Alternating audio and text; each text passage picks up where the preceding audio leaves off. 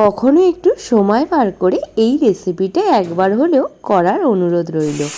এটা যেমন হেলদি তেমন টেস্টিও বটে। ওয়েলকাম টু টুকিটাকি রান্নাবাটি।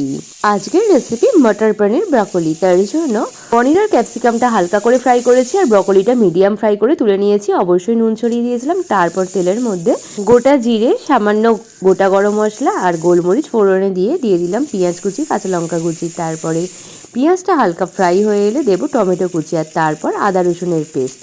দেখো এবার পুরো মশলাটাই বেশ ভাজা ভাজা হয়ে গেল। দিয়ে দিচ্ছি আমি 2 রকম লঙ্কার গুঁড়ো, নুন, হলুদ, ধনের গুঁড়ো, জিরের গুঁড়ো, গরম মশলার গুঁড়ো আর গোলমরিচ গুঁড়ো।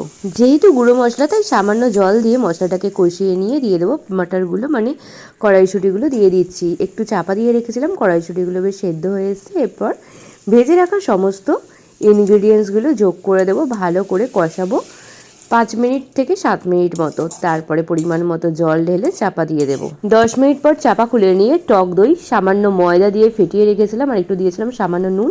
ময়দা দেওয়ার কারণ হলো টক দইটা জমে যাবে না। টক দইটা দিয়ে ভালো করে মিশিয়ে নিয়ে আবারও চাপা দিয়ে লাস্টে দিয়ে দেবো কসুরি মেথি, গরম মশলা আর সামান্য চিনি, একটু টেস্টটা ব্যালেন্স করার জন্য। ব্যাস নাড়াচাড়া করে নামিয়ে নিলাম। রেডি মটর পনির ব্রকলি। খাবে তো চলে এসো।